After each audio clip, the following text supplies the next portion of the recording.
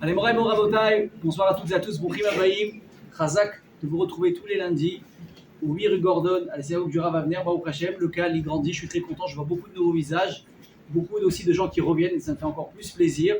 Alors, hier, Hatson, j'ai une bonne nouvelle à vous annoncer. Hier, Baruch Hashem, j'ai eu le mérite d'aller pèleriner un très grand tzaddik. C'est l'habitude d'aller la veille de Rosh Chodesh, donc la veille de Rosh Chodesh Av. Je pense que c'était un moment hyper important avec l'actualité qui est en train de se préparer, on ne sait pas ce qui nous attend. Mais bon, on y va à mille. On a uniquement la possibilité de se reposer sur un peu. Je vous dis vraiment, il ne faut pas se dire on a une super armée, on a un dôme de fer, on a des soldats qui sont au de flèche. Tout ça, c'est vrai.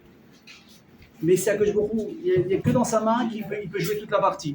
Donc on est parti un petit peu réveiller le mérite des tzadikim, c'est ce qu'on doit faire en temps de difficulté. Et j'ai découvert, ma vache, vous voyez comme quoi des gens ils doivent arriver à certains endroits, à certains moments dans leur vie.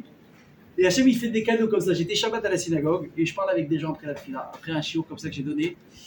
Et je sais pas, les gens me disaient où est-ce qu'on peut pèleriner, machin, Yerushalayim c'est loin, Hebron c'est dangereux, ça. Dommage qu'on n'a pas, les gens me disent dommage qu'il n'y a pas quelqu'un de très très grand aux alentours de Natania. Moi-même je sais pas qui est là, je suis un peu nouveau à Natania encore. Donc on m'a dit mais attends, mais il y a Césarée. Ah ouais. J'ai dit Césarée, à part la plage, les restos, le port, dis-moi Césarée, je connais pas beaucoup. Il dit un très grand rave. Et le type lui-même, il savait pas c'était qui le grand rave. Je dis on est bien avancé là. Donc bref, donc en cherchant un petit peu, et bien sûr, comment il s'appelle, le rave Google, il nous a beaucoup aidé. Et là j'ai découvert c'est pas un grand tzaddik, c'est carrément un truc d'une autre génération. C'est un Amora, donc quelqu'un qui a vécu à l'époque de la Gemara, qui s'appelle Rabbi Abahu. Un très très grand Amora dans la Gemara. Il y a des histoires extraordinaires qui sont racontées sur lui. Et il est enterré à Césarée, sur une plage, à 5 mètres de la mer. Wow. J'ai jamais vu ça de ma vie. Il y avait marqué, voilà, j'ai pris une photo, je voulais vous l'envoyer en truc. Bon, j'ai pas eu le temps hier. En tous les cas, la bonne nouvelle, c'est quoi? C'est que, bon, on a pu arriver là-bas. On a prié, et Béhémet, j'ai prié pour tous ceux qui participent au cours. Alors, allez, je connais pas tous les noms et les prénoms, vous n'allez pas m'en vouloir, je suis honnête, je vais pas jouer au mytho. C'est-à-dire que je me roule, toi, tu sais mieux que moi comment chacun s'appelle, nom de son père, nom de sa mère, prénom, surnom, avant mariage, après mariage, c'est trop compliqué. Et j'ai dit voilà, pour tous ceux qui ont l'habitude de venir, qui sont venus, qui vont venir, j'ai Hachem, tu leur donnes Hachem les choses qu'ils ont besoin. Si tu veux la santé, la parnassa, le shalom bayit, et surtout j'ai prié vraiment pour tous les célibataires de tout âge qui trouvent leur mazal cette année. Amen, Kenny Ratzal. Ouais, donc voilà, ça a été mon cadeau personnel pour Rosh Chodesh. Et pour vous dire que ce qu'on appelle mitzvah, goreret mitzvah. En français, ça veut dire quoi? Qu'une mitzvah, on l'entraîne une autre. Alors, on était là-bas, on est parti manger un petit truc parce que quand même on avait faim et c'était Rosh Chodesh. Et à la fin du repas, il était tard, on n'avait pas fait Arvit. Donc on dit bon, on a le choix, on peut rentrer à Natania, aller au Shtibler, machin. On est fatigué, je sentais que les gens qui étaient avec moi, j'allais en perdre les 3 quarts sur la route minimum. Puis je dis bon, il faut faire maintenant ici tout de suite, mais on n'avait pas minyan. Donc je me retourne, je vois des gens attablés en train de manger, etc. Religieux, pas religieux, kippa par kippa. Alors déjà que c'est compliqué quand tu viens avec une dégaine de religieux, il te dit bon, lui celui-là, ou il va demander de faire minyan ou il va mettre les tefilines. Ok, vu qu'on était le soir et s'il reste qu'une option, dès qu'il me voyait arriver, il dit oulala, il baissait la tête comme ça. Et j'ai dit moi que je me pourquoi aide-moi. Pourquoi aide-moi? Parce que même les religieux, ils sont en train de manger avec leurs femmes, le plat il vient d'arriver. C'est délicat. Même pour moi, c'était délicat de demander. Bon, Hachem, la majorité, elle a répondu OK. On a eu 10, bon, vraiment content. Hein, et je vous dis la vérité, on a eu des soldats qui se sont mêlés au minyan, des gens sans kippa, des gens avec des tatouages. Puis tu vois comme quoi c'est des bêtises de l'aspect extérieur. Les gens, ils ont entendu. Tfila, vous avez besoin, ils sont levés, ils ont laissé leur plat. Vous avez une kippa, vous avez quelque chose. On se retrouve à faire mal, alors j'ai fait vite, on était 10, je me suis retourné, on était 23. Je n'ai pas compris, tout le monde s'est rassemblé. Avec des kippotes, avec machin. On a fini Arvit, en plus Arvit de Rosh Chodesh. À la fin, on a fait un Miché Bérard général pour Tsahal, pour les soldats, pour les khatouilles, tout le monde a répondu Amen. Il y avait une ardoute. Si vous voyez les gens, ce qui brillait dans leurs yeux, je vous dis, cette soirée, elle n'a pas eu de prière pour moi. Elle n'a pas eu de prix. C'est incroyable, je regarde ça, on est parti pour Périna Tzadik, on a fait une séance de Chodesh, on a pu faire Arvit, on a été Mesaké, peut-être que ça se trouve, il y a des gens, première fois de leur vie qui faisaient Arvit. Première fois de leur vie, peut-être qu'ils répondaient Amen à un Kaddish. Je ne sais pas comment ça s'est passé, et les gens ils étaient heureux d'avoir fait la mitzvah. Ceux qui étaient au début un petit peu comme ça, pas très chaud de faire, ils m'ont dit merci, Toda, et on s'est pris dans les bras, les gens ils se sont félicités. C'était incroyable. Donc, Bézard Hachem, que ce srout de Hardout, il va vraiment nous aider, surtout dans ces jours. On a besoin, ça va être le thème de ce soir, Tisha B'Av, malheureusement. La sinatrinam, la haine gratuite. Vous connaissez tous le thème principal. On sait que le deuxième ménage a été détruit à cause de ça. Et vous voyez qu'avec des maasim simples, vraiment avec des choses simples, on arrive tout à coup à ressouder. Vous savez, j'ai eu une réflexion hier, je me suis dit, regarde ça. Est-ce que, oui ou non, je suis sûr que ça vous est déjà arrivé, hein. Moi, je ne joue pas le mytho quand je vous parle, donc essayez de me rendre l'appareil. Combien de fois, je croise des gens que je ne connais pas, dans les synagogues, salles de mariage, l'homme, je dans quoi. Alors, il y a des gens, au rachim de nature, ils sont très souriants. Ils sont souriants, ils sont sympathiques, ils ont un truc. Ah, déjà, tu le connais pas, déjà, lui, tu le vois, tu te mets à sourire aussi. On dirait que vous vous connaissez. Et il y en a, tu les vois. Charbel toute l'année. Oh, moi, qu'est-ce qu'il a celui-là? Je lui donne l'argent, j'ai tué quelqu'un chez lui, qu'est-ce qui se passe? Le type, il est comme ça, tu dis, lui, il est machin, il est ronchon, il a l'air ronchon, il a l'air comme ça, il a l'air comme ça. Et finalement, tu fais le premier pas, tu te mets à lui parler, à peine tu lui dis bonjour, et d'un coup, il se retourne vers toi, son visage, n'est-ce pas? Il s'illumine, il est gentil, il est doux, il est sympa, il est simple. Tu dis, oh là là, comment les impressions sont fausses, comment les préjugés, ils sont horribles. D'accord ou pas? Et je me suis dit, c'est la même chose, même dans l'attachement des Juifs les uns aux autres et dans l'attachement d'Hachem. Tu vois, il y a des gens parce qu'ils ont pas de kippa, parce qu'ils ont pas de titi, parce qu'ils mangent sans kippa, parce qu'ils ont des tatouages, parce qu'ils regardent peut-être un peu bizarrement. Instinctivement, on va avoir peut-être le mauvais les réflexes de dire celui-là oui, celui-là non, et je classe par catégorie, et je m'écarte, je prends des distances. C'est pas vrai. C'est pas vrai. Alors malheureusement, oui, il y a des Antilles, il y a les Tserara, c'est ce qu'on appelle Tinok Shenishba, c'est certains enfants qu'on a pris en captivité, on les a coupés de la Torah, on les a écœurés, on leur a mal expliqué, on leur a bourré la tête de bêtises. Malheureusement, eux-mêmes, ils sont victimes d'eux-mêmes. Malheureusement, ils ne savent pas. Et d'un coup, ils découvrent, ah, c'est ça les rabbins, ah, c'est ça la Torah, ah, c'est ça, c'est extraordinaire. Il faut être capable de passer ces préjugés. Hier, on l'a fait parce qu'on n'a pas eu le choix. Mais regardez comment ça s'est avéré extraordinaire. Je vous dis, j'ai été ému. On était 6 à un moment donné, ils ont manqué 4. Maintenant, juste pour avoir 6, j'ai dû faire 10 tables. Ah, comment tu vas trouver 4 personnes maintenant? Il y avait une grande table comme ça, il fêtait un anniversaire. Pas un avec une kippa sur la tête. Je vais faire chou blanc. Après, je dis, j'ai pas le choix, il reste que cette table. Les amis, ils étaient 4. Les 4, ils se sont levés. Les 4. Je me dis, vous avez une kippa, il y en a qui ont mis des serviettes sur la tête. Mais c'est magnifique, j'avais pas de mots. Il faut être capable de passer les préjugés parce qu'on n'a pas le droit de faire des choses comme ça, c'est péché. On rate le meilleur. Moi, j'ai vu ça, j'ai dit, un Israël exceptionnel. Un Israël exceptionnel. Tu vas allumer une toute petite étincelle chez un juif, directement il se réveille. Bon, il faut juste peut-être savoir le faire. Et bon, chez nous, hier, on a eu ce mérite. Alors, il raconte que ça va nous aider, si Dieu veut, dans ces temps qui s'annoncent, je dis bien, qui s'annoncent un petit peu incertains. Et Bezrat Hachem, ne vous inquiétez pas, ce n'est pas les premiers ennemis qui se lèvent contre nous. Et on en a eu dans toutes les générations, dans tous les peuples, même maintenant encore, chez les Arabes, et les Arafat, et les Ben Laden, et les Si, et les Saba Hachem, eux, ils sont partis. Et nous, Hachem, on est encore là, Chaïv et Kayam, et Bezrat Hachem, il faut croire que c'est qui va se continuer à se passer. C'est important de ne pas tomber dans l'hystérie. Même si, encore une fois, comme tous les rabbinim, il faut écouter vraiment le Pikoud Haoref. Non, mais lui, il faut le juger les Gazroutes parce qu'il ne parle pas français. Voilà, il faut lui enlever son téléphone. Il veut faire le Makasha, la Sibizé à l'Hashtag, là-bas. Alors, je répète une dernière fois, pour ceux qui n'étaient pas là pour ce truc, voilà, mettez les téléphones sur silencieux. Ah non, ouais. Vous embrouillez les gens, madame, ça se fait pas. Ok. Qu'est-ce que j'étais en train de vous dire? Ah oui, donc voilà, les ennemis sont là. Oui, alors oui, il faut écouter ce qu'il dit le Pikoud Haoref, les consignes de sécurité, faire attention à ci, faire attention à ça, mais je vous demande, ne tombez pas dans l'hystérie. Tomber dans l'hystérie, ça veut dire qu'on a l'impression qu'on est FK, on est livré à nous-mêmes, il n'y a personne qui nous surveille, il n'y a personne qui nous protège, et on est dans les mains de ceux qui veulent nous faire du mal. C'est pas vrai. C'est pas vrai. Il est là, il continue de nous protéger. C'est une épreuve, il y a des choses à réparer, évidemment. Hachem, il est là, il a fait une promesse à Abraham Avinu, il a dit jamais, et à Noach, il a dit jamais je me séparerai du Ham Israël. Jamais je le détruirai. Donc il ne faut pas s'en faire. Ça va rester comme ça, et ça reste comme ça, c'est pas prévu de changement, au contraire. Plus il y a de balagan incompréhensible qui se passe, et plus ça veut dire que le Mashiach il approche. Amen. Alors on va s'en courir et Bezrat Hachem. Bon, en tous les cas, si Chas Vechalila, d'ici la semaine prochaine, à la même heure, on n'a pas le Mashiach, on va être obligé d'expliquer quel jour on va vivre. Et d'ailleurs, je profite de rappeler, et c'est bien que ce soit filmé, la semaine prochaine, si y a Tisha B'Av, il n'y aura pas cours. Parce que vous savez que ça tombe lundi soir. La semaine prochaine, c'est lundi soir, c'est Tisha B'Av, jusqu'à mardi. Donc je rappelle rapidement vraiment des petites halachot clés par rapport au moment qu'on est rentré maintenant depuis hier, depuis Rosh Chodesh Av, vous savez, ça commence voilà, maintenant à se corser au niveau des Khumrot.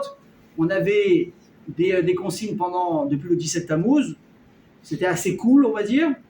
Maintenant, on rentre dans Rosh Chodesh, on serre un peu et ça, on va encore plus serrer. Donc, à partir de samedi soir, quand on va rentrer dans ce qu'on appelle Shavua Shechanvo, la semaine dans laquelle tombe Tisha B'Av. Donc, juste je rappelle rapidement, les Sfaradim, les Ashkenazim, déjà, c'est sûr que non. Mais les Sfaradim, donc depuis cet après-midi, on ne peut plus manger de la viande. Ok, donc j'espère que vous avez fait les courses. Hein, je crois qu'il y a je suis sûr qu'il va y avoir des promos de poissons un peu partout. Profitez.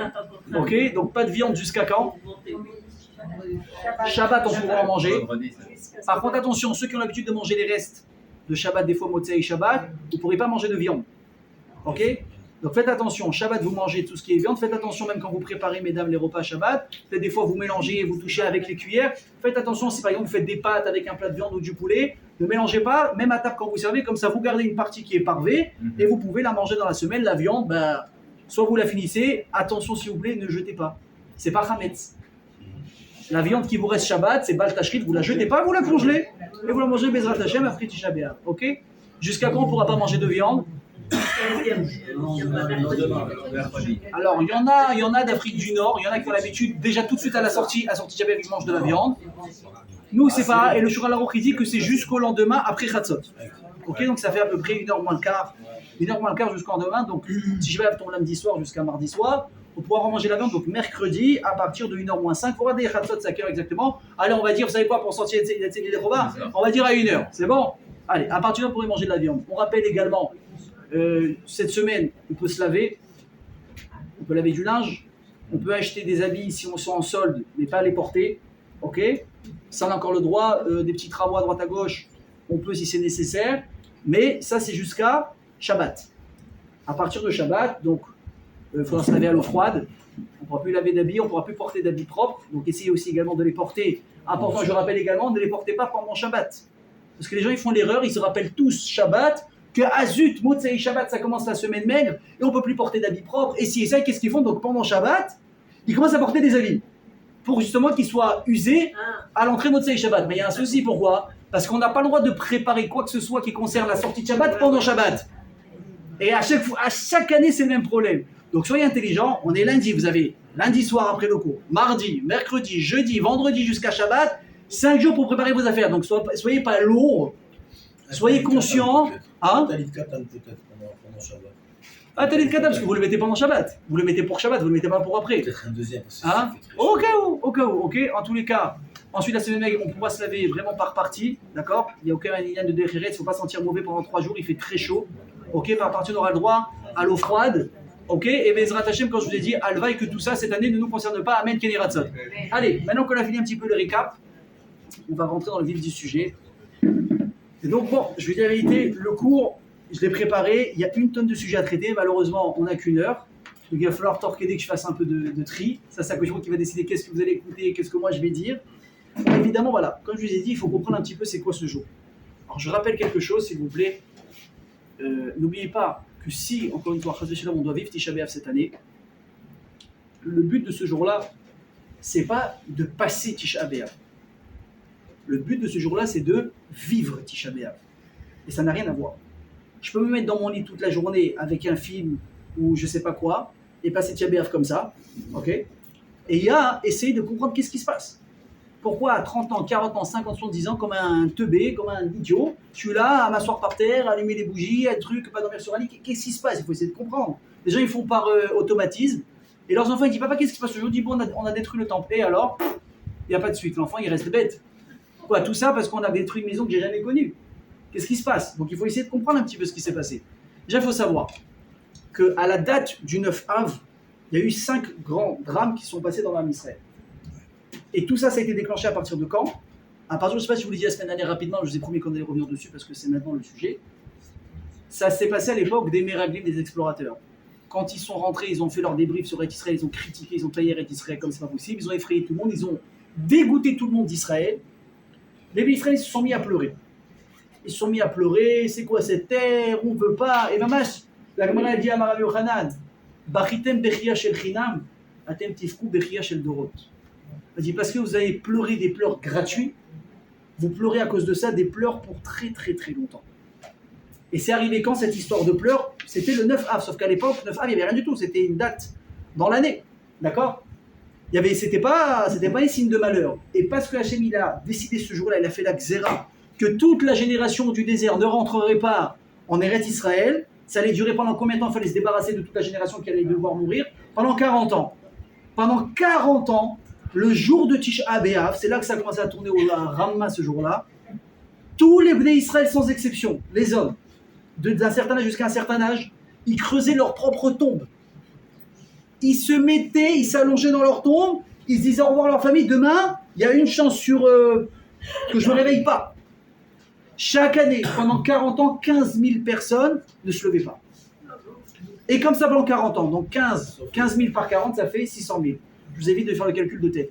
600 000 personnes en 40 ans, c'était ceux sur qui on avait décrété qu'ils ne devaient pas rentrer en Eretz Israël.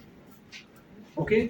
Donc à partir de ce jour-là, il a fait en sorte que les Pouranouyot, les punitions graves du Ham Israël, systématiquement, ils vont arriver quand? À Tisha B'Av. Donc on a eu déjà le Chet HaMeraglim et la promesse que les gens ne rentreraient pas en Eretz Israël dès qu'ils allaient mourir. Premier drame. Deuxième drame, destruction du premier temple. Troisième drame, destruction du deuxième temple. Quatrième drame, Nilkeda Ir Bétar. La ville de Bétar, qui a été la dernière ville à l'époque du deuxième temple, qui est restée, qui a tenu tête aux Romains, elle a été conquise le jour du 9 av. Et enfin, la dernière chose, c'est quoi? C'est qu'après le Romain Amikdash, Yerushalayim, le Harabait, il a été labouré pour vraiment laisser aucune racine ni du Beth Amikdash ni de quoi que ça qu'il y avait là-bas. Ce sont les 5 horreurs que l'armée Israël a subies le jour du 9 av. Ok? Donc déjà, ça vous donne un petit peu une idée de ce qui s'est passé. Maintenant, on va essayer de comprendre Bezrat Hashem. On va se concentrer sur ce qui nous concerne aujourd'hui. C'est la destruction donc, du deuxième Beth Amikdash, celui que jusqu'à aujourd'hui on est en train de pleurer. Est-ce que quelqu'un peut me dire ça fait combien d'années qu'on a perdu le Beth Amikdash si on arrive à la semaine prochaine sans Beth Amikdash? Combien de temps ça fera? Bon, alors je vous laisse le temps de réfléchir. On a eu 2 temps. Combien de temps il a duré le premier temps? Le premier temple, 410 ans. Bravo, 410 ans. Deuxième temple? 420. Bravo. Combien de temps il y a eu entre les deux? 70 ans. 70 ans. Non, il y a eu 70 ans, dont 52 ans sans Cohen. Ok? C'est une question rhétorique. Hein. Donc on a eu 410 ans avec un Beth Amikdash, 70 ans sans rien, 420 ans avec un Beth Amikdash. Ok. Ça fait combien de temps qu'on a perdu le Beth Amikdash sur la semaine prochaine? Le temple il a été détruit dans notre ère à nous juives, hein, dans l'an 3829. Aujourd'hui, ça fera 1955 ans qu'on aura perdu le deuxième Beth Amikdash, il n'est pas reconstruit d'ici là.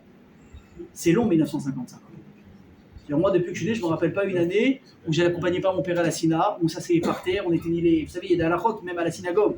On va éteindre les lumières, on va faire une ambiance pénombre, on va allumer des bougies, on va dévoiler le Echal comme une femme qui est dénudée parce que voilà, maintenant on t'a déchiré ce jour-là, on va s'asseoir par terre, on va chanter des keynotes, des lamentations. C'est une vraie rama, hein. C'est une vraie rama. Tu sais, par terre, tes trucs, chacun est mal assis. Ça fait partie des règles. On se dit pas bonjour.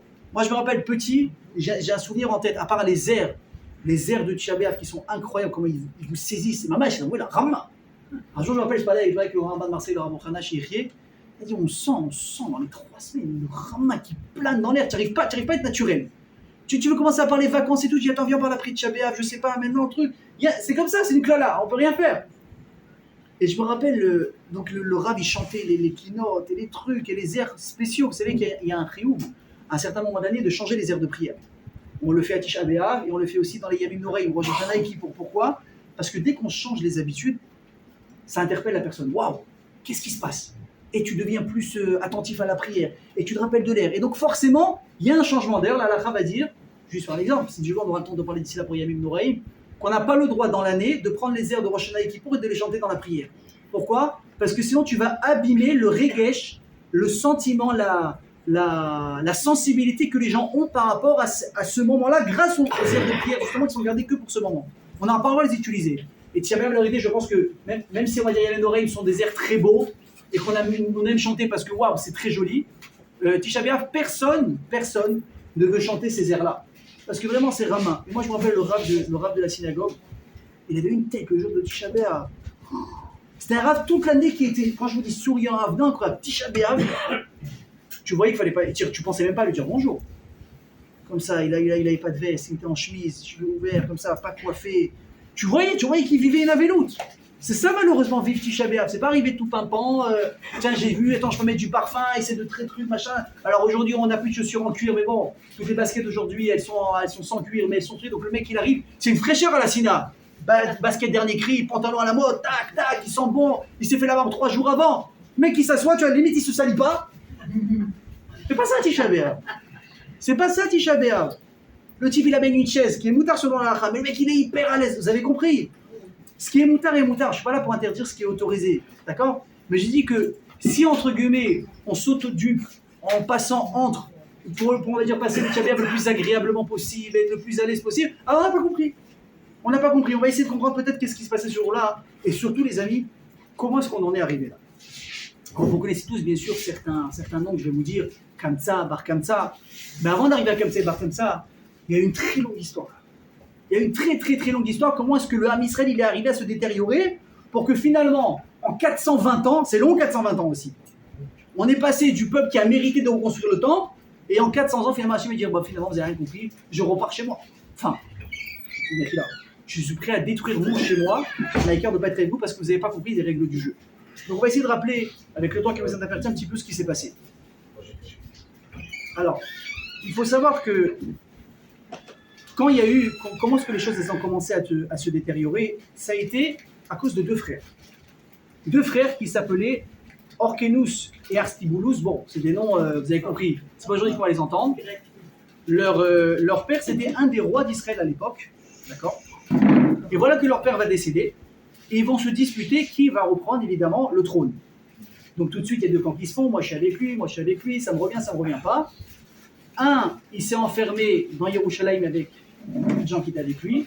Et l'autre, il était à l'extérieur. Il a vu qu'il n'allait pas réussir à se sortir. Qu'est-ce qu'il a fait? Il est parti appeler carrément en aide l'armée romaine. Il a dit, regarde, je veux que tu m'aides à prendre le trône. On va s'arranger tous les deux, mais viens, on les fracasse. Donc on parle de juifs qui ont commencé à prendre parti contre des juifs et qui sont alliés à des goïms, avec qui on n'avait pas de problème à l'époque, encore je parle à cette époque-là. Et ils ont commencé à vouloir détruire Yerushalayim. Or tout de suite, c'est ce que vont dire Chazal, que déjà 180 ans avant la destruction du temple, ça a commencé à se dégrader. Donc l'histoire étant, imaginez la patience d'Hachem. 180 ans de folie de la part des juifs, folie humaine, la haine, pourquoi? Pour du pouvoir, pour du kavod, pour droit de décision, on va s'entretuer en s'aidant de non-juifs. Hachem, il a te dit 180 ans qu'on fasse tes chouvas. C'est long, il a de la patience, Hachem. Moi, je vous mets au défi quelqu'un qui vous manque de respect 1 jour, 2 jours, 3 jours. Au bout de la semaine, déjà, tu as effacé son numéro, tu l'as bloqué, tu ne lui adresses plus la parole. Et là, je ne vous parle pas d'une semaine ni d'une année, je vous parle de 180 ans. Et voilà que les Romains, donc, ils vont s'allier. Et là, tout de suite, on va avoir même dans le camp donc, de ceux qui sont attaqués en Eretz Israël, 2 camps. La droite et la gauche. Ça a toujours été la même chose. Ça a toujours été la même chose. On a ceux qui vont être amis avec les Romains, ceux qui veulent faire la paix avec eux, ça sert à rien de faire la guerre. Et il y a ceux qu'on va surnommer les birionim, ceux qui vont être des forts, et ils vont dire, on ne fera jamais la paix avec les Romains, soit ils rentrent et on les tue, soit nous on sort et on les tue, mais en tout cas jamais on donnera Yerushalayim, jamais il est hors de question qu'on fasse la paix avec eux. Ok. Dans les 40 années qui ont précédé la destruction du Beth Amikdash, il y avait tellement de conflits internes chez les Juifs entre ces 2 groupes. Donc je répète, c'est dans Yerushalayim. Les gens ils commençaient déjà à s'entretuer même à l'intérieur. Vous imaginez, au début, c'était 2 camps. À l'extérieur et à l'intérieur, un avec les Romains, un avec les Juifs. Et ensuite, chez les Juifs, les gens ils aussi ils ont commencé à se séparer. Ils ont commencé à s'entretuer. À tel point que le Sanhedrin, donc le Beit Din de l'époque, il y avait tellement de cas de meurtre qu'ils devaient juger. Ils ont dit, si on juge tout le monde selon ce qu'il doit recevoir, on va tuer tout le monde. Le Sanhedrin s'est délogé pour ne plus juger les gens sur les cas de mort, sur les cas de meurtre. Imaginez à quel point on a commencé déjà à faire n'importe quoi. Ça, c'était les 40 années qui ont précédé la direction de Beth Amikdash. Et Hachem, il a envoyé des simanim. Je ne vais pas tous les énumérer parce qu'ils sont un peu longs, mais un d'entre eux, vous le connaissez tous. Vous vous souvenez qu'il y a marqué dans la Torah qu'à Yom Kippour, une des choses qu'on devait faire à Yom Kippour, c'est ce qu'on appelait le Korban Azazel, n'est-ce pas? On prenait un bélier, on lui attachait un fil sur sa corne et un fil qu'on accrochait dans un endroit du Beth Amikdash. Et on le poussait du haut de la falaise, il devait mourir. Normalement, le Kohen il faisait une bracha, enfin une fila, il disait que je me comme voilà, tu l'as pris en kapara, etc. Pardonne les fautes des Bnei Israël. En signe qu'Hachem avait pardonné, qu'est-ce qui se passait? Le fil qu'il y avait au Beth Amikdash, il devenait blanc. Ok? À ma ville, comment ils disent les autres, à Mousse, Papous, là, comment ils disent à Rome, là? Vous savez, quand ils font les élections des papes, ils font sortir une fumée blanche pour dire que, vous voyez, comme quoi, tout a été tiré de quelque part à un moment donné. Ok? Donc nous, on avait un fil, et dès qu'on avait été fait teshuva, le fil, il devenait blanc. Donc on savait, bon, Hachem, on est propre, tout va bien. Mais à cette époque-là, à chaque fois qu'on faisait Yom Kippour, et que les Kohanim jetaient le bélier, qu'est-ce qu'on voyait? Non seulement le fil ne devenait pas blanc, mais il devenait rouge. Donc Hachem, il te fait des signes d'appel, il te fait des phares. Il te le fait, l'appel de phare. Et les choses ont continué à se détériorer, Je suis obligé d'essayer de passer, de vous donner un maximum d'infos. L'histoire, elle est très très longue. Dans ces 40 années, Hachem, déjà, il avait décidé que c'est fini. Mais il y avait un grand tzaddik qui a tenu la miséricorde par Kadosh Baruch Hu. C'est qui? Il s'appelait Rabbi Tzadok. Rabbi Tzadok, c'était un très grand tzaddik, écoutez bien. Pendant 40 ans, vous savez ce qu'il a fait? Il a jeûné tous les jours. Pendant 40 ans, il mangeait le soir, évidemment. Mais qu'est-ce qu'il mangeait? Vous pensez qu'il mangeait des pommes de terre et du poulet rôti et des viandes? Il a tellement jeûné, il a tellement perdu de poids que même manger, il ne pouvait plus normalement. Qu'est-ce qu'il faisait le soir? Il prenait des figues. Juste, il suçait le jus de la figue pour avoir un peu d'énergie et continuait comme ça le lendemain. Pendant 40 ans, le Khurban Abayit, le Bénéach n'a pas été détruit uniquement grâce à son mérite à lui. Vous imaginez dans quel état de fatigue et de faiblesse il est arrivé pour protéger le Ham Israël. Et les choses ont commencé à se dégrader. Et là, on arrive à la fameuse histoire que vous connaissez, Kamsa et Bar Kamsa. Ok. C'est qui Kamsa et Bar Kamsa? C'est pas un qui déteste l'autre. Hein. Non. Il y a une troisième personne dans l'histoire. On a une personne, une tierce personne. On va l'appeler, bon, pas Ruben parce que c'est moi. Ok. On va l'appeler Ploni. Ok. Tartampion. Allez, Tartampion. Tartampion, il avait un ami qui s'appelait Kamsa. Et un ennemi qui s'appelait Bar Kamsa. Ok. Donc un, il adorait, l'autre, il ne pouvait pas se le voir. Il organise un jour le mariage d'un de ses enfants. Et il dit à son chaliard, donc à la poste, ouais, je pense qu'en Israël on connaît un peu les galères de poste, il lui a dit: tu vas inviter Kamsa. Bien sûr, Kamsa, Bar Kamsa. Tu sais, des fois les gens ils me disent: comment tu t'appelles? Je m'appelle, comment ils disent? Je m'appelle Atali. Je dis: bon, Atali c'est comme Atal. Ah non, c'est Atali.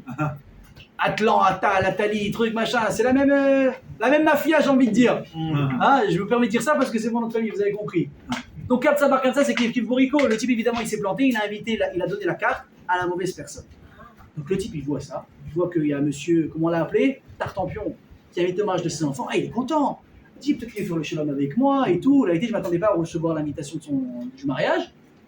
Je vais faire kavod. Donc il arrive à la choupa. Au début de la choupa, il y a plein de monde, donc on ne fait pas attention. Mazal tov, tout le monde veut la bracha sur la choupa, c'est le balagan, etc. Et là, finalement, on arrive dans la table de réception, ma salle de réception. Et là, donc, il y a le père qui fait le tour, il fait les photos avec les invités, il sert les chaïm, des brachot. Et tout à coup, il voit noir. Il voit noir. Il voit son ennemi juré en face de lui. Là, il dit: attends, stop la musique, stop les photos, on arrête tout. Il dit: qu'est-ce que tu fous ici? Qu'est-ce que tu fais ici, le mariage de mon enfant? Tu n'as pas honte? Je sais pas ce que tu veux, tu m'as invité. Je t'ai invité. Il dit: oui, tiens, voilà la carte. L'autre, il dit: quel abruti, la poste là.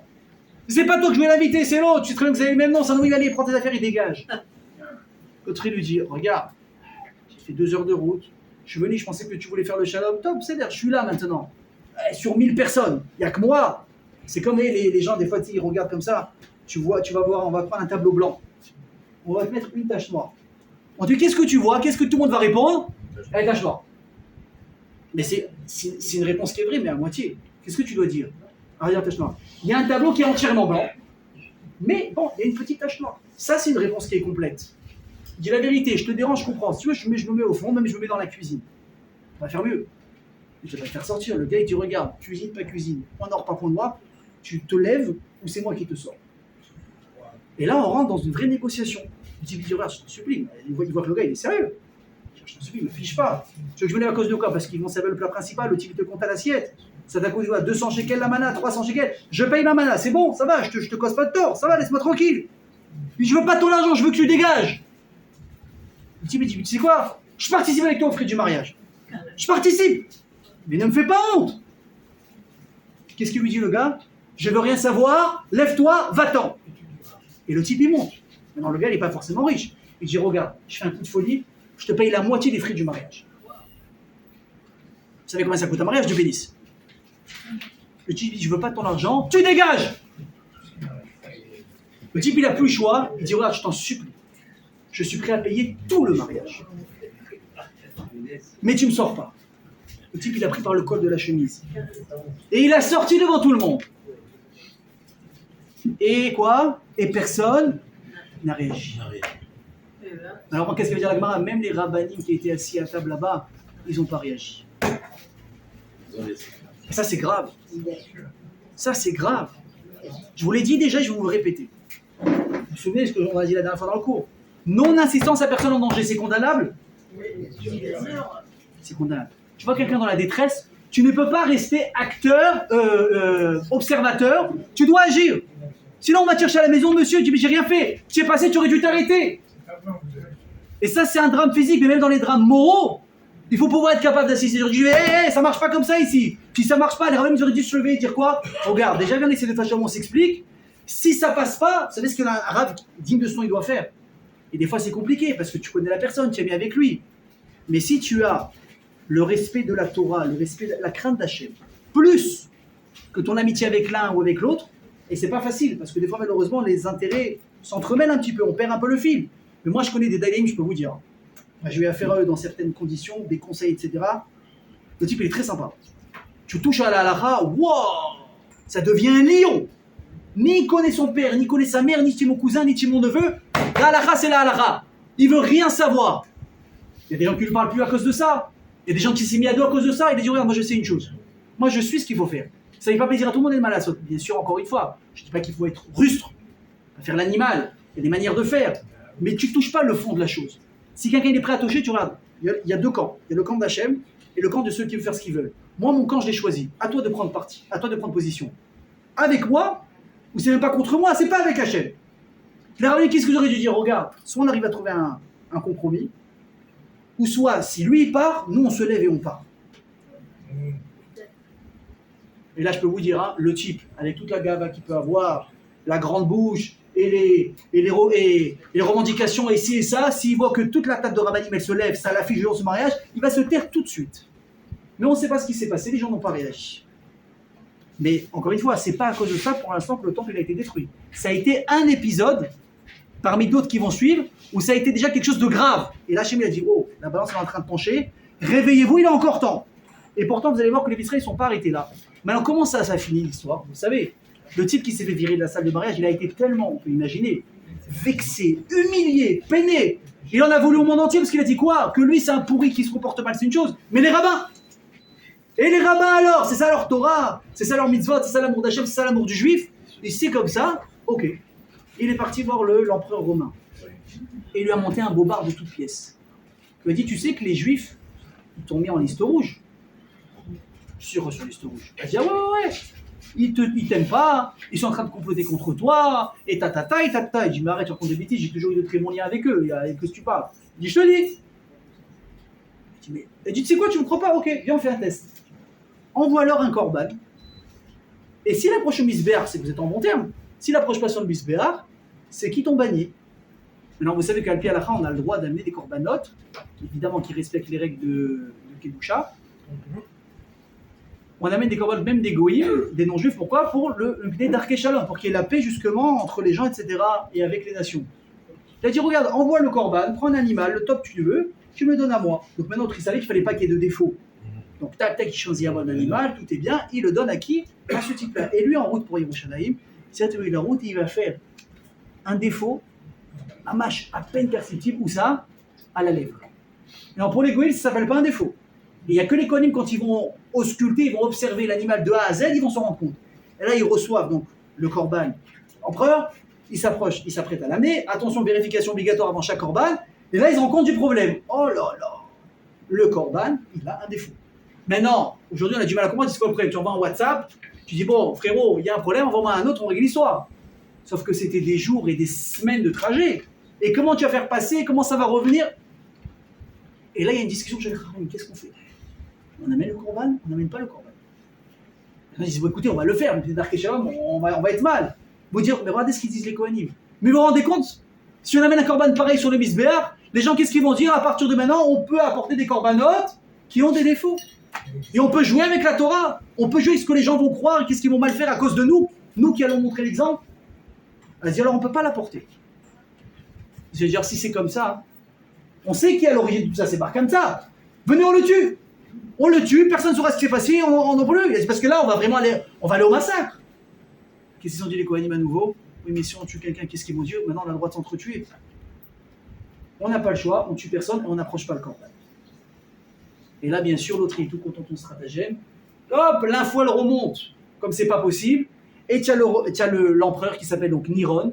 Et lui, il va dire, ah, c'est comme ça, donc c'est vrai, les Juifs sont contre moi, je vais mettre fin à tout ça. Et il décide de rentrer en guerre contre Yerushalayim de manière définitive. Et là, il dit, c'est terminé, on commence.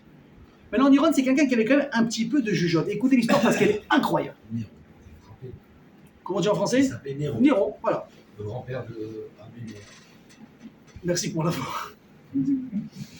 Alors ce Niron, il décide donc il prend une armée très très lourde pour aller contre Yerushalayim.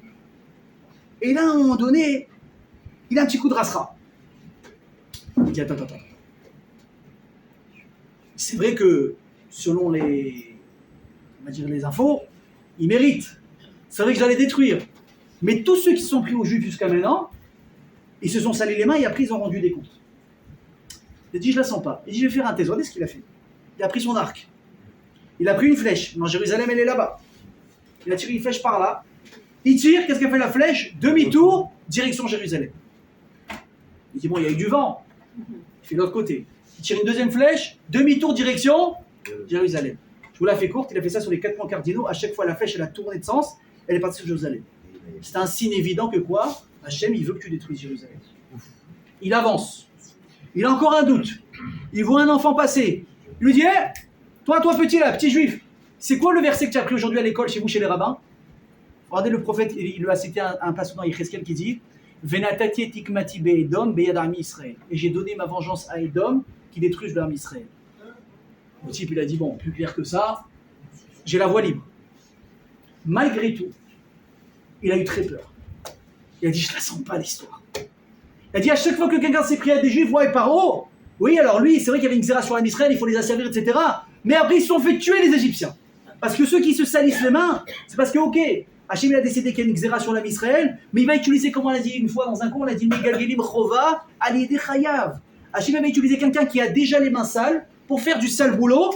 Alors c'est vrai qu'il devait faire du sale boulot, mais pourquoi toi t'as utilisé pas un autre? Parce que toi déjà t'as les mains sales et je vais te donner sur la tête. Donc là, je finis avec toi et après, rac, je t'arrange. Je dis pourquoi il me prend moi comme cobaye? Je veux pas. Il a posé des armes. Il s'est enfui de Rome. Il s'est converti au judaïsme. Et qui est descendu de lui? Rabbi Meir Bar Alanes. C'est pas incroyable ça?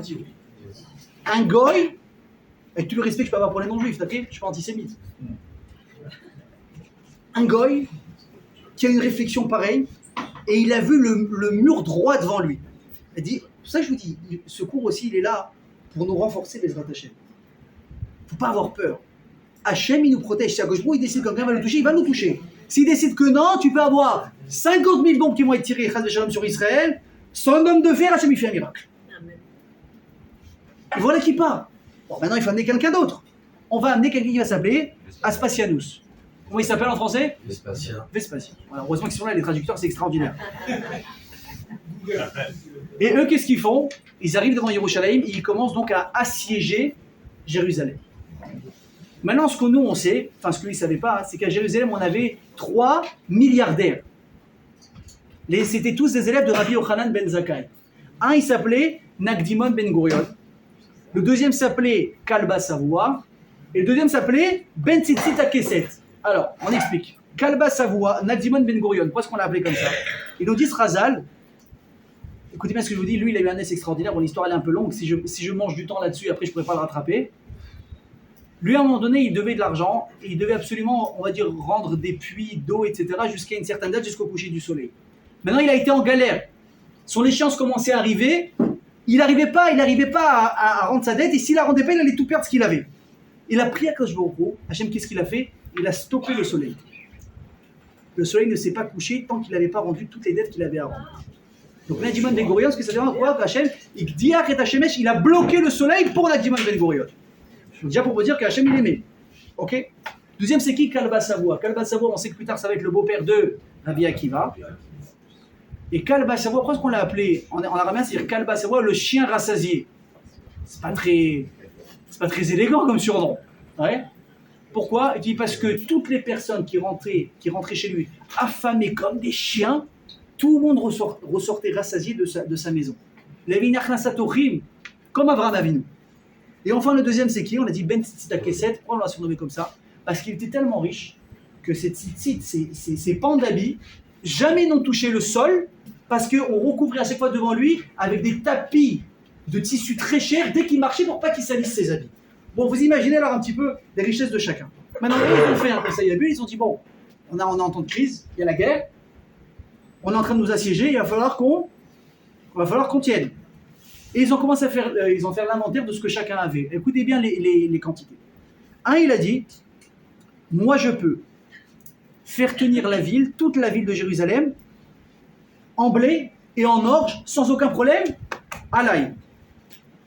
Le deuxième, il a dit, moi j'ai suffisamment de vin, de sel et d'huile pour faire subsister tout le monde. Et le dernier, il a dit, moi j'ai suffisamment de bois pour donner à tout le monde pour qu'ils puissent se chauffer, cuisiner, etc. La Gemara, elle va nous dire que quand ils ont ouvert donc chacun leur trésor pour que les gens, voilà, ils ont fait servez-vous, c'était contrôlé, etc. Il y avait suffisamment de réserves pour tenir, écoutez bien, 21 ans. 21 ans sans faire de course. Jérusalem était prête à tenir 21 ans de siège. Imaginez ce que ça veut dire, les richesses qu'il y avait. Donc là, tu te dis, bah, il n'y a aucun problème, on est blindé, ni on a besoin de toi, ni tu peux m'asseoir jusqu'à demain, tu vas mourir avant que mes récoltes à moi, elles se terminent. Alors comment est-ce que ça a basculé? Ça fait peur l'histoire. Je vous dis la vérité, ça fait très peur. Quand j'ai lu ça, je suis devenu fou. C'est pas possible, on n'a pas fait des choses pareilles. Écoutez ce qui s'est passé. Donc Aspaï Sanous, il a essayé, donc on a dit, de faire son siège, et il a commencé quelque part un petit peu à se décourager. Il a essayé de forcer les murailles, il force les murailles, et eux, les Israéliens à l'intérieur, ils sont stressés, ils ont peur, ils vont rentrer, ils vont pas rentrer. Quoi, on va vivre comme ça toute nos vies? Parce que bon, c'est vrai que c'est bien beau de pouvoir tenir à l'intérieur, mais on peut plus sortir, on peut plus vivre, on peut plus voyager, on peut plus voir la famille. C'est une vie ça, d'être enfermé. Vous vous rappelez ce qui est passé pendant le Corona? On avait le droit de vivre. On avait le droit d'acheter à manger, on se faisait tous des michourim, on se faisait livrer les courses, c'est aucun problème. On n'est pas devenus fous enfermés chez nous. C'était horrible. La sensation de je peux pas faire quelque chose, elle est pire que tout. Et donc les rabbins, ils ont commencé à dire, bon regardez les amis, il y a eu un quiproquo, il y a eu un malentendu, l'autre il croit qu'on n'a pas accepté son corban parce que si, parce que ça, il y a eu un tréant chez nous qui a faussé toutes les cartes, on va sortir vers les Romains, on va demander une audience, on va leur expliquer, on fait les choses, ils ont toujours fait confiance en nous, et on n'en parle plus. Le plan il est bon. Le plan il est bon, sauf que, vous vous rappelez ce qu'on avait dit qu'à l'époque déjà, il y avait eu deux groupes dans l'âme Israël. Ceux qui étaient anti-romains et ceux qui étaient pour le shalom avec les Romains. Ceux qui étaient anti-romains, comment on les a appelés? Les birionim. Birion, c'est-à-dire quoi en hébreu? Les forts. Les très très forts. Écoutez bien ce qu'ils ont fait. Ils ont dit non seulement nous on n'est pas pour, et on vous interdit à vous de sortir faire la paix avec les Romains. Qu'est-ce qu'ils ont fait? On était déjà assiégés à l'extérieur. Ils ont bloqué toutes les entrées de Jérusalem. Tout celui qui sort, il meurt. Encore une fois, des Juifs sur des Juifs. Et ça a tenu comme ça pendant très très très très longtemps. Ils ont vu que les bénis Israël, enfin le reste des Juifs, ne craquent pas. Vous savez ce qu'ils ont fait? Vous n'êtes pas prêts à écouter ça. Les birionim, ils ont vu qu'il n'y avait aucune raison de craquer parce qu'ils ont de quoi vivre. Ils sont partis vers toutes les réserves de nourriture et ils ont mis feu à tout ce qui restait. Ils ont brûlé les récoltes, le vin, l'huile, le bois, ils ont tout embrasé pour forcer les Juifs à quoi? À sortir à la guerre contre les Romains. Donc imaginez la famine qui s'est installée à Jérusalem du jour au lendemain à cause d'eux. Et ça a été la descente aux enfers. Je ne veux pas rentrer dans les détails parce que la Gemara raconte des choses horribles qui se sont passées à ce moment-là. Je ne veux pas rentrer dans tous les détails exprès. Mais les gens tombaient comme des mouches, de faim. Hommes, femmes, enfants. Il n'y avait rien à manger dans les rues. Je vous la fais courte là parce que sinon la Gemara est un petit peu longue. Parce qu'au jour où Rabbi Yochanan ben Zakkai, donc le rav de ces trois riches qui n'étaient plus riches, elle dit, on peut pas continuer comme ça. C'est pas possible. Elle dit, je suis obligé de trouver une manière de mettre fin à cette folie. Donc il est parti parler avec un des dirigeants de ces birdim qui s'appelait Abba Sikra. Et Abba Sikra, c'était son neveu. Donc imaginez, vous savez, des fois on voit dans des familles, on ne comprend pas. Il y en a un qui est grand sadique, il te fait des missiles, il te lève des gens handicapés d'une chaise, et l'autre à peine il fait Shabbat. C'est comme ça, il y a toujours eu des écarts. Rabbi Yochanan, il va voir son neveu, il lui dit, dis-moi, tu vas te reprendre? On est en train de mourir. Ça te suffit pas? Sors, stop, allez, on sort, on fait la paix, c'est pas possible comme ça. Qu'est-ce qu'il lui dit? Il lui dit, regarde, moi je fais partie du groupe des Biryonim. Je me suis rendu compte qu'ils sont devenus tellement fous que si moi qui fais partie de leur camp, je parle contre eux, ils me tuent sur place. Je peux rien faire. Même moi, je peux plus rien faire. On va pas rester comme ça, qu'est-ce qu'on fait? Et là, ils ont une idée. Le roi, il t'a pas compris. Il faut que je sorte de Jérusalem pour aller faire la paix avec le Romain, avec le César. C'est pas possible, stop. Il dit, mais ils te laisseront pas sortir. Il y a le mot d'ordre, c'est quoi? Ne sort de Jérusalem que les morts. Comment on fait? Et là, Rabbi Yochanan, il a une idée. Il a dit, ah ouais? Eh ben, je vais mourir.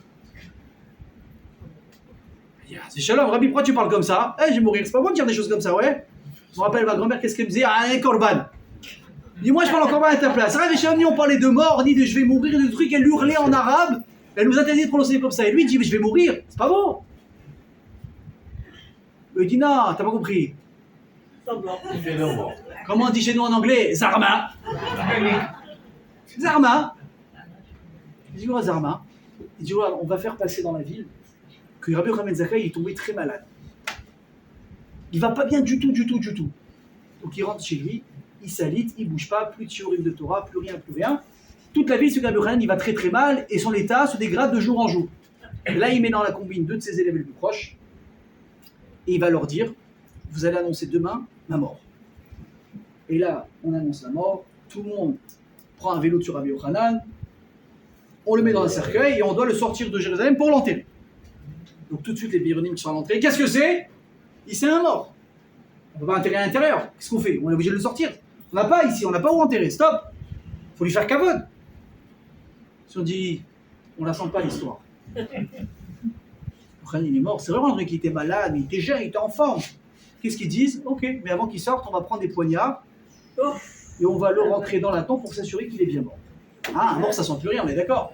Si on entend aïe, c'est qu'il y a un problème.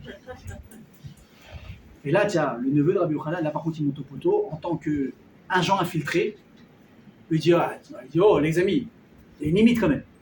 Il y a une limite. Si on touche au corps de Rabbi Yochanan, qu'est-ce qu'ils vont dire tout le monde? Les Biryonim, alors que nous, on veut le bien des Israël, il a vraiment fait à l'envers. On a osé souiller la dépouille de Rabbi Yochanan. Il ne faut pas exagérer quand même, arrêtez de faire ça. Bon. Ok. Bon, au moins, tu sais quoi? On va prendre le cercueil, on va le retourner dans tous les sens.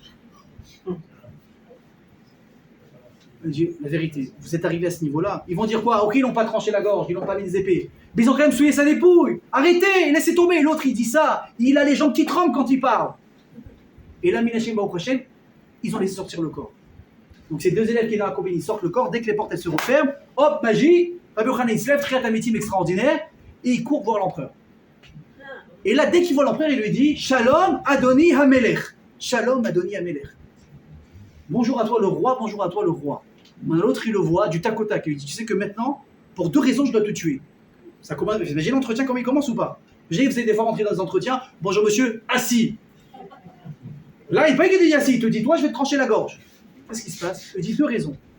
De un, je ne suis pas le roi. Il y a un empereur, moi, je suis juste un gouverneur. Donc, tu l'as manqué de respect à lui en m'appelant roi. De un, je dois te tuer pour ça parce que tu es mauvais de Malchut. Deuxième raison, si je suis le roi, il n'y a que maintenant que tu viens me voir. Il n'y a que maintenant que tu viens me voir, tu n'as pas honte? Là, Rabbi Yochanan lui explique. Il lui dit ça parce que je ne suis pas venu te voir jusqu'à maintenant, parce qu'on a été pris en otage à l'intérieur même de nos vies. Donc j'étais bloqué, j'ai dû faire un stratagème pour sortir. Ok. Il dit, mais non, je ne suis pas roi. Il dit, tu te trompes, tu es roi. Il est fou, lui. Au moment où Rabbi Yochanan finit de parler, il y a un chaliar, un envoyé qui vient et qui lui dit, l'empereur est mort, vous avez été nommé à sa place. Roi HaKodesh, extraordinaire. Donc là, il voit ça, et la fameuse Gemara que vous connaissez, quand il est en train de parler avec Rabbi Yochanan, il était en train de mettre ses chaussures. Donc il avait déjà mis un pied, il parle avec Rabbi Yochanan, il entend qu'il est empereur. Il va pour mettre le deuxième pied, le pied ne rentre plus dans la chaussure, sa cheville, elle avait gonflé. Mais c'est cette expression, t'as pas les cheveux qui gonflent, toi? Ça vient de là. Puis, tout a une source, par au cachet. Il n'arrive pas, il dit, mais c'est quoi cette histoire? Alors, voilà, qu'est-ce qui se passe? J'ai grossi, pourquoi? J'ai un ongle incarné, qu'est-ce qui se passe? La Rabbi Yochanan dit, non, t'en fais pas, c'est normal. Je dis, comment ça, c'est normal? Je dis, quand une personne entend une bonne nouvelle, elle a les chevilles qui gonflent. Elle dit, ton corps, il s'est un petit peu élargi, donc tu peux plus mettre la chaussure maintenant. Et je vais comment? Je vais aller en claudiquant, moi, recevoir mon truc. Il dit, non, t'en fais pas. J'ai une solution. Les Juifs ont la réponse à tout. Je dis, est-ce qu'il y a quelqu'un ici que tu n'aimes pas? Il y en a beaucoup. Il a dit, tiens, choisis un bien sa tête, une vraie tête d'assassin, qui ne te revient pas, et tu le fais passer devant toi. Au moment où il passe devant lui, tout l'effet de Simcha elle est parti, ses chevilles elles ont rétréci, il a pu mettre sa chaussure. Il s'habille. Avant de partir, il dit à Rabbi Yochanan, il dit, tu sais quoi, parce que tu m'as annoncé des bonnes nouvelles, parce que si j'ai vu que tu es un Talmid Chacham, etc., tu n'es pas un petit guignol, demande-moi 3 choses et je te les accorderai. Ouais, j'ai envie de dire, d'où également la source des 3 vœux du génie. Il lui dit 3 choses. Rabbi Yochanan il est très intelligent, ça va vite dans sa tête. Si je demande de ne pas détruire Jérusalem, jamais ce sera accepté. Comme on dit la Gemara, tafasta moi, tafasta merubelo, tafasta. Des fois, à vouloir trop attraper, tu n'attrapes rien. Donc essaye d'attraper un petit peu, au moins tu es sûr que, comme on dit, un bon tien mieux vaut que 2 tu auras. Bien fait, mais voilà, aussi.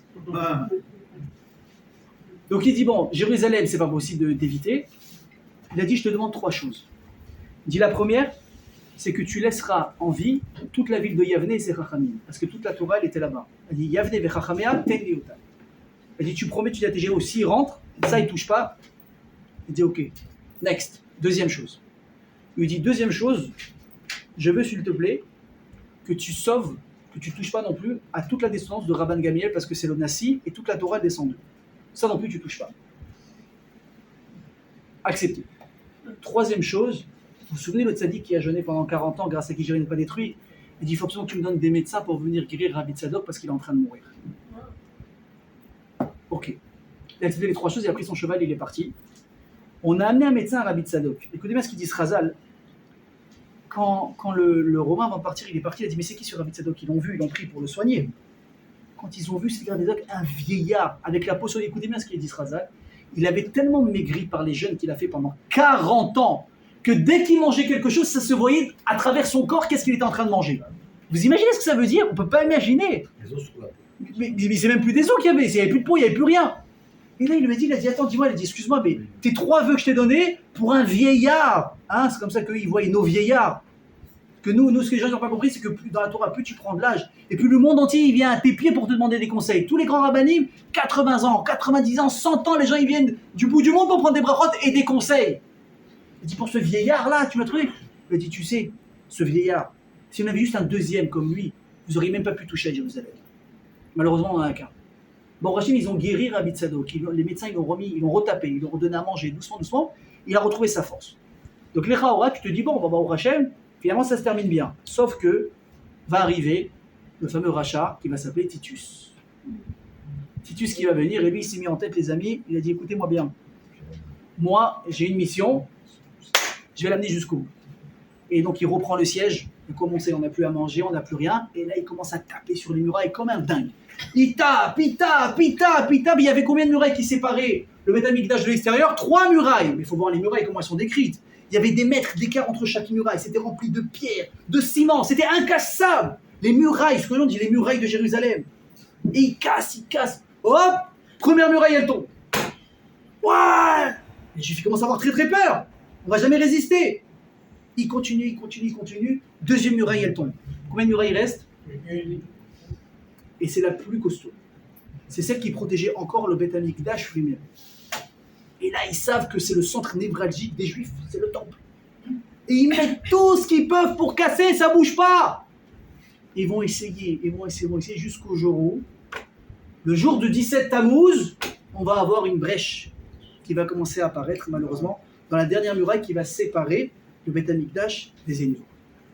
Et tu as les Juifs qui essaient de se battre de toute leur force pour défendre. Ils mettent des échelles, ils les jettent, ils jettent du feu, ils essaient de tout faire. Et malheureusement, Rosh Chodesh Av, le Beth Av arrive, ils ont réussi à casser les murailles et à rentrer complètement dans le Beth Amikdash. Et comme on le sait, le jour de Tish Av, le 9 Av et le 10 Av d'ailleurs aussi, pendant 2 jours, ils vont mettre feu à tout le Beth Amikdash. Et malheureusement, c'est comme ça qu'on va perdre la guerre par rapport à nos ennemis.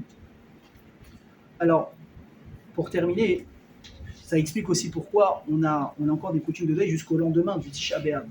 On a dit qu'on ne peut pas manger jusqu'à Chatzot de la viande. Pourquoi?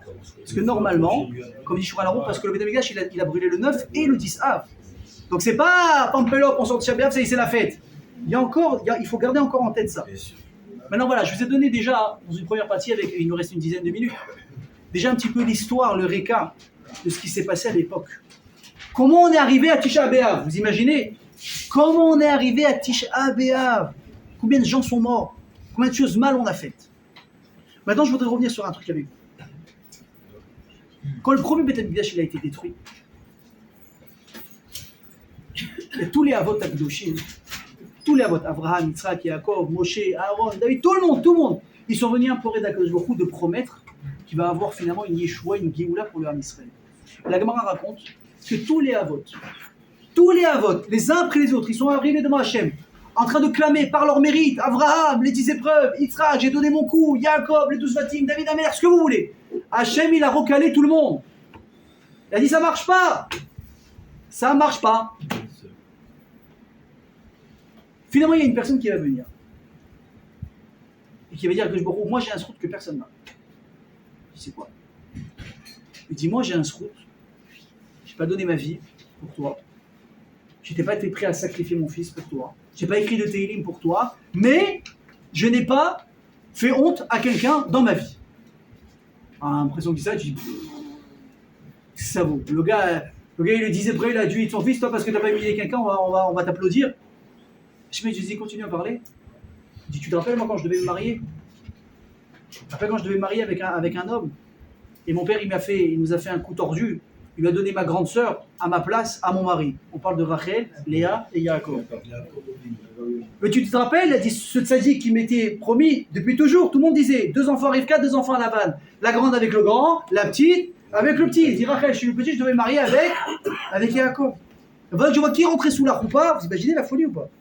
Vous voyez, aujourd'hui on fait ça à une fille.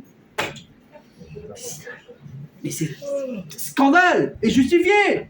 La fille, elle a attendu pendant 20 ans, 30 ans, son mari, elle le voit, il fait 1m80, il a tous ses cheveux alors qu'il fait 1m70, il est gros, il est en train de perdre ses cheveux. C'est pas grave, mais elle le voit comme son prince charmant. Elle rêve de lui nuit et jour, tu lui parles, elle n'entend pas, tu dis le prénom de son fiancé David. Ah, quoi, qu'est-ce qui se passe? Elle rêve de lui, elle est hypnotisée par lui. Elle arrive le jour de sa roupa, ses copines, la robe, ça a coûté une fortune, le mariage, machin, le photographe, limousine, on a tout fait pour ça. Elle s'approche pour entrer dans la synagogue, elle ne voit pas une autre qui est en train de passer en robe blanche. Soyez honnêtes, vous allez faire quoi? Tu la harponnes direct. Tu lui sautes dessus, tu la arraches les cheveux. Tu la dévisages, tu sais me dire quoi? Mais non, c'est pas une étrangère. Tu ouvres le voile, tu vois quoi? C'est ta sœur qui veut te piquer ton mari. C'est de la folie, c'est des malades cette famille. Et pourtant, c'est ce qui s'est passé. Et Rachel, qu'est-ce qu'elle fait? Vous connaissez tous l'histoire. Non seulement elle se tait, mais tu sais, c'est pas en mode vas-y, je me tais, je vais lui laisser le casser, celle-là, elle va arriver, elle va rien comprendre. Tu sais, c'est une manière de se venger. Ça, c'est la pire d'ailleurs. Quand tu parles pas. Donc, c'est pas ce que tu penses, tu le laisses se casser la figure pour que ce soit encore pire que pire. Non seulement elle ne va pas se taire pour ne pas lui faire honte, elle va l'attraper et dire hé, attends. Avant de passer sous la roupa, juste retiens 2-3 codes. C'est vrai, on sait c'est quoi, c'est la halachot de Nida. Elle a appris à sa sœur en une rapidité absolue toutes les lois de Nida que Jacob lui avait apprises, que c'est son signe pour reconnaître que c'était sa femme. Léa, elle ne connaît pas, c'est quoi Nida? Je ne sais même pas ce que c'est moi. Elle n'est pas mariée, elle ne savait pas ce que c'est avant. Et voilà, Rachel, elle abrite, tac. Grâce à ça, Jacob, il arrive le soir, il lui pose des questions, c'est bon, il se marie. Et Léa, elle a évité le drame de sa vie. Rachel, elle dit à Jacob, il dit, voilà, toute ma vie, je me suis tué, maintenant je vais parler. Tu penses que ça a été facile pour moi de faire ça? Est-ce que tu penses que ça a été facile pour moi? La déchirure que j'ai ressentie ce jour-là en moi, la peine, la perte, par ma sœur, à cause de mon père Aracha, je dis Hachem, jamais je t'ai demandé de récompense. Tu sais, je vais vous raconter une histoire. Je ne sais pas si le Rav qui m'a raconté, c'est une histoire très personnelle qui le concerne, donc je ne vais pas dire son nom, parce que je ne sais pas si j'ai son approbation. Je reconnais une histoire vraie qui s'est passée, on va revenir à notre histoire à nous. J'ai parlé un jour avec un Rav, il m'a dit, tu sais, un jour j'ai eu une très grande épreuve dans ma vie.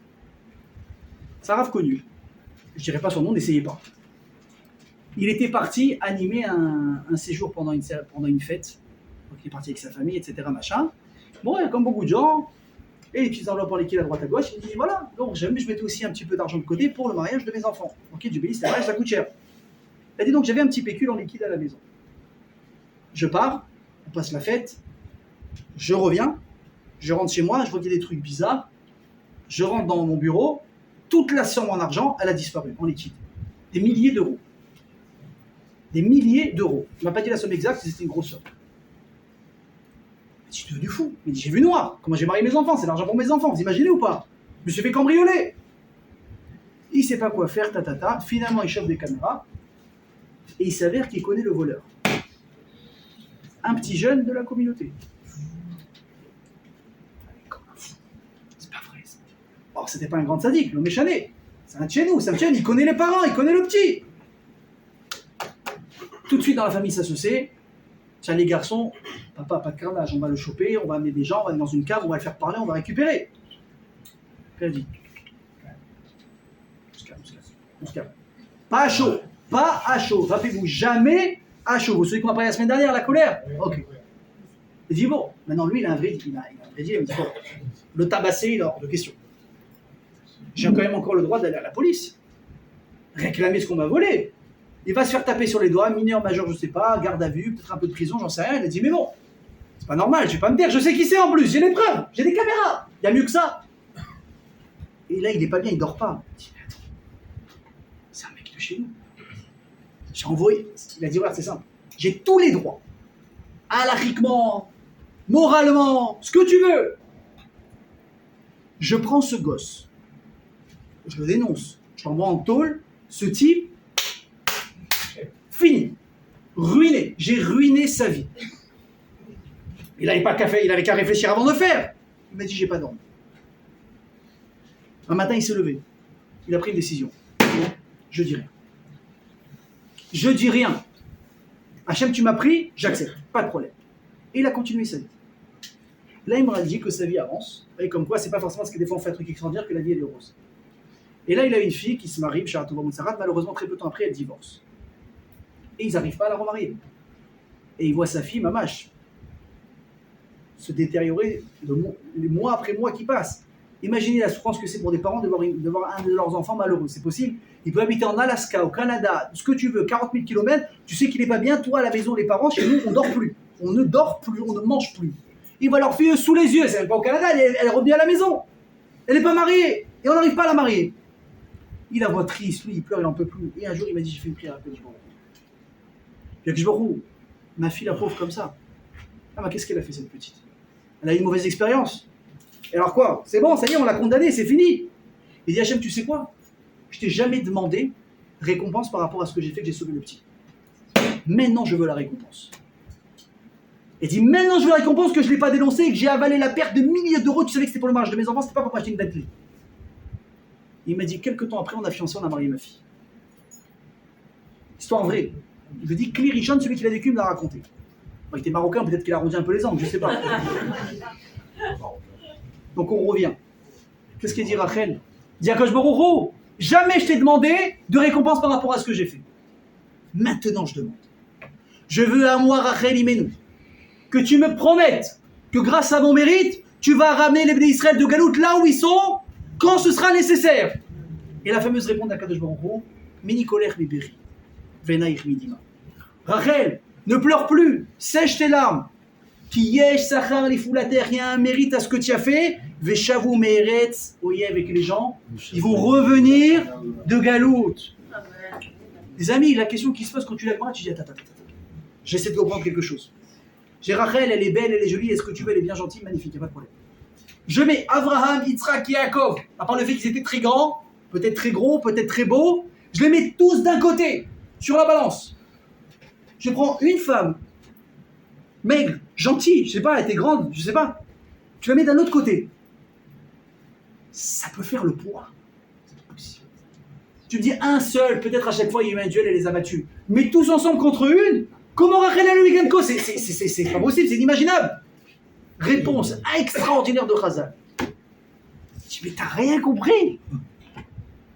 Encore tu crois qu'on est en train de faire un duel et on voit qu'est-ce qui a le plus de force? On est en train aussi de regarder la source même du problème. Pourquoi est-ce que Baruch Hu a pu nous sauver? Surtout, on a dit, on a une promesse que le deuxième temple, il va être également, le premier, il a été reconstruit, le deuxième, il va être reconstruit à Menken Yeratzon. Mais pourquoi est-ce qu'on a eu une promesse qui a été faite à Rachel? Pourquoi par le mérite de Rachel? Parce que vous l'avez dit vous-même au début du cours tout à l'heure. À cause de quoi le deuxième temple, il a été détruit? À cause de à cause de la haine gratuite, n'est-ce pas? Ok.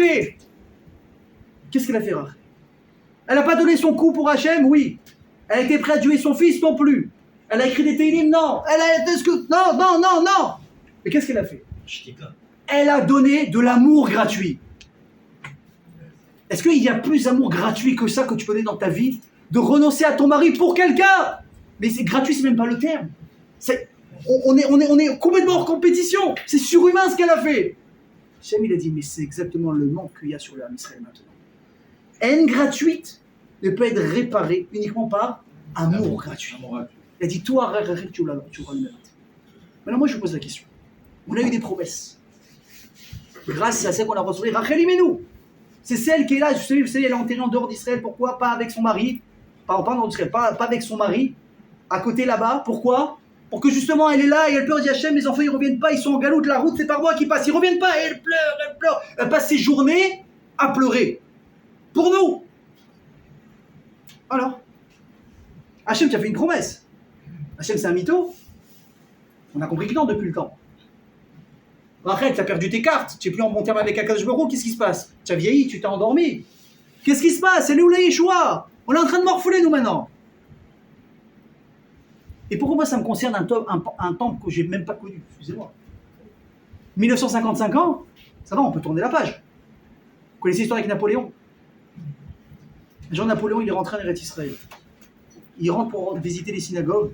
Il rentre, il pensait des gens venir assis, bien habillés. Il paraît que les Juifs, ils s'habillent bien, ils mangent bien, ils sont trucs, ils chantent bien et tout.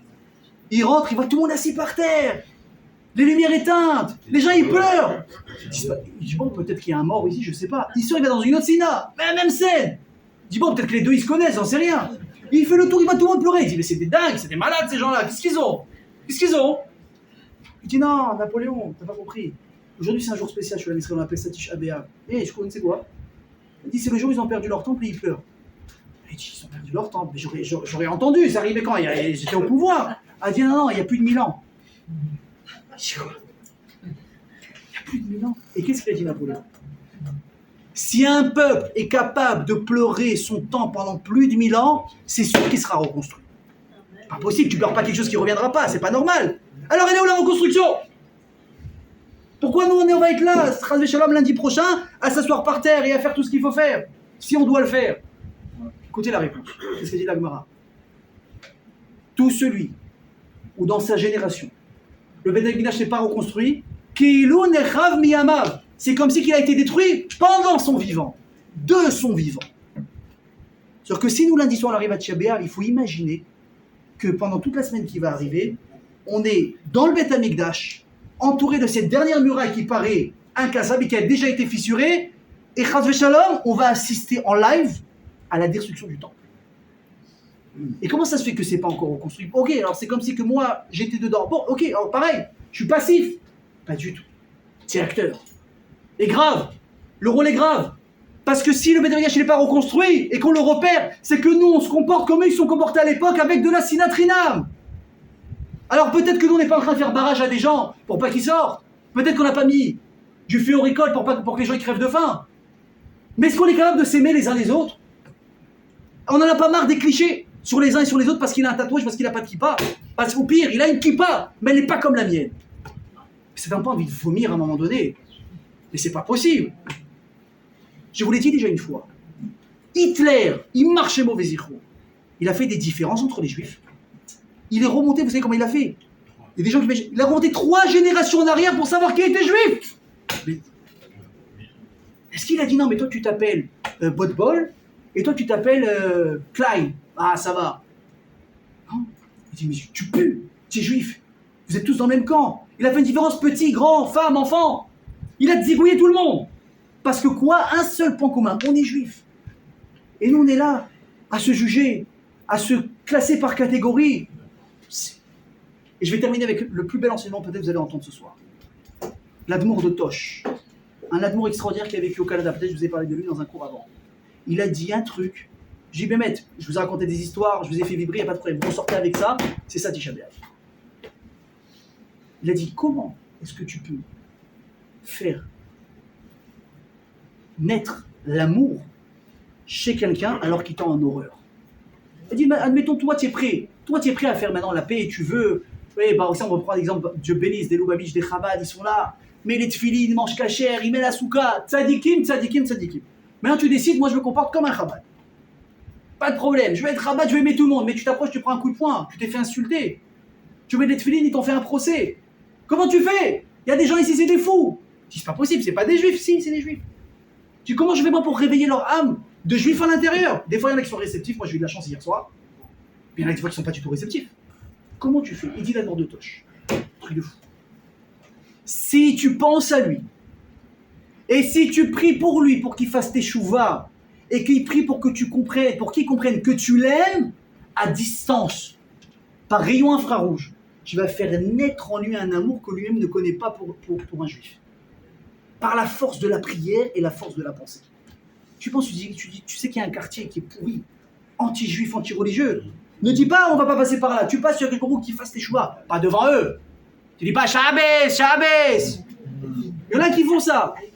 Parce qu'eux, ils boivent l'intérieur. Je sais pas si c'est la meilleure guicha, je sais pas si c'est la meilleure approche. Faut pas faire ça, faut pas être dans la provoque. Oui, ils le font, c'est des petites équipes, c'est des petits, c'est comme ça qu'on leur a appris. Shabbat, pour eux, c'est hyper important, ils se retiennent pas. Mais quand on a un peu plus de maturité ou peut-être une approche différente des choses, tu dis pas Shabbat. Tu vois quelqu'un dans la rue, tu lui dis Shabbat Shalom. Tu dis Shabbat Shalom. C'est tout, c'est tout, c'est tout, c'est tout, c'est tout. Juste pas comme ça. Vous vous rendez compte ce qui s'est passé ces derniers temps?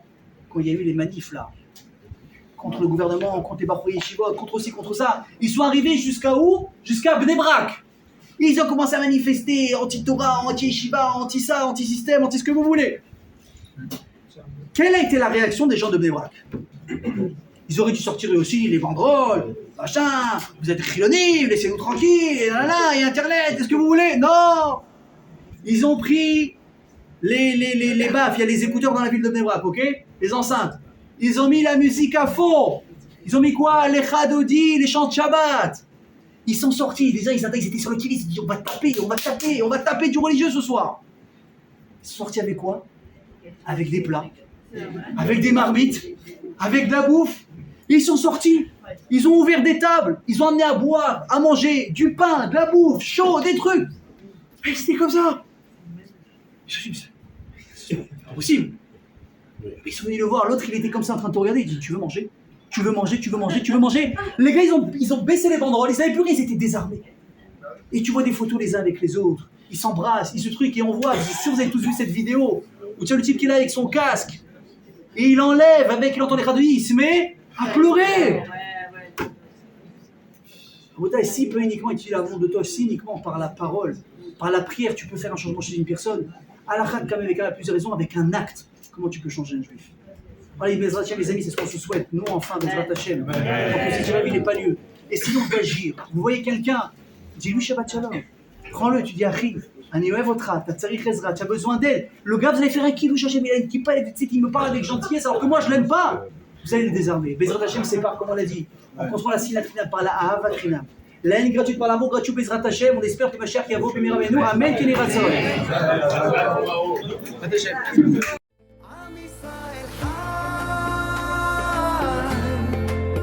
אם לא נשכח תמיד